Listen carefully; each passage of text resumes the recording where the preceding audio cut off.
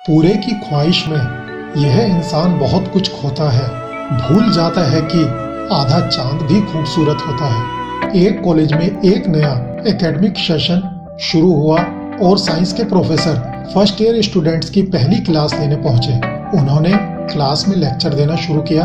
Class के सभी students बड़े इंटरेस्ट से उनके लेक्चर को सुन रहे थे और उनके पूछे गए सवालों का जवाब दे रहे थे। लेकिन उन स्टूडेंट्स के बीच क्लास में एक स्टूडेंट ऐसा भी था जो चुपचाप और गुमसुम बैठा हुआ था।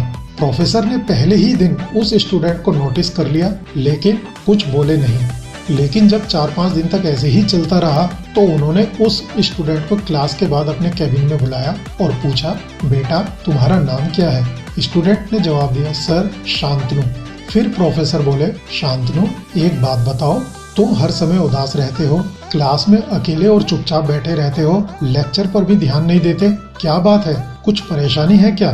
सर वो शांतनु कुछ हिचकिचाते हुए बोला, मेरे अतीत में कुछ ऐसा हुआ है जिसकी वजह से मैं हमेशा परेशान रहता हूँ, समझ नहीं आता क्या करूँ।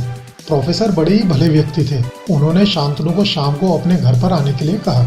शाम को जब शांतनु प्रोफेसर के घर पहुंचा तो प्रोफेसर ने उसे अंदर बुलाकर बैठाया, फिर खुद किचन में चले गए और वहां शिकंजी बनाने लगे। उन्होंने जानबूझकर शिकंजी में थोड़ा ज्यादा नमक डाल दिया। फिर प्रोफेसर ने किचन से बाहर आकर शिकंजी का गिलास शांतनु को देकर कहा, ये लो शांतनु, शिकंजी पियो। शांतनु ने गिलास हाथ में लेकर जैसे ही शिकंजी का एक घूंट पिया, अधिक नमक के स्वाद के कारण उसका अजीब सा मुंह बन गया। यह देख प्रोफेसर ने पूछा, क्या हुआ शांतनु, शिकंजी पसंद नहीं आई? नहीं सर, ऐसी बात नहीं है, बस शिकंजी में नमक थोड़ा ज्यादा है, शांतनु बोला। अरे अब तो ये शिकंजी बेकार हो गई, लाओ गिलास मुझे दे दो, मैं इसे फेंक देता हूँ।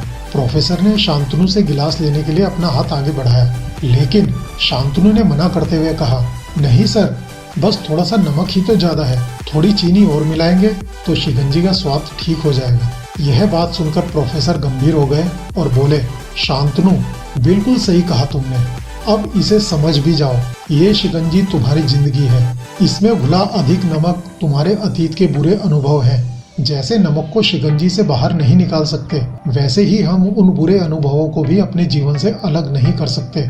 वे बुरे अनुभव भी जीवन का हिस्सा ही है, लेकिन जिस तरह हम चीनी घोलकर शिकंजी का स्वाद बदल सकते हैं, तो वैसे ही बुरे अनुभवों को भूलने के लिए जीवन में मिठास तो घोलनी पड़ेगी ना। इसलिए मैं चाहता हूँ कि तुम अब अपने जीवन में मिठास घोलो। प्रोफेसर की बात शांतनु समझ गया और उसने आगे बढ़कर प्रोफेसर के पांव छुए और बोला, सर आज आपने मेरी आंखें खोल दी, आपके आशीर्वाद से मैं आज अभी इसी वक्त अपने आप से वादा करता हूँ कि अब मैं बीती बातों से कभी भी परेशान नहीं होऊंगा और अपने वर्तमान पर ध्यान देकर अपने जीवन की मिठास को बढ़ाऊंगा, जिससे मेरा भविष्य सुंदर हो सके। फ्रेंड्स, हम सब के अंदर भी एक शांतनु बैठा है, ऐसा ही हम सबके साथ भी होता है। हम अक्सर अपने अतीत की बुरी यादों और अनुभवों को याद करते हुए दुखी और परेशान होते रहते हैं और अपने वर्तमान पर बिल्कुल भी ध्यान नहीं देते और इस चक्कर में हम अपना भविष्य भी बिगाड़ देते हैं। जीवन में एक बात हमेशा याद रखिए, जो हो चुका है उसे सुधारा नहीं जा सकता, लेकिन कम से कम उसे भुलाया तो जा सकता है। और अपने अतीत को भुलाने के लिए हमें नई नई मीठी यादें आज से इवन अभी से बनानी होंगी। अपने जीवन में मीठे और खुशनुमा लम्हों को लाइए, तभी तो जीवन की मिठास बढ़ेगी।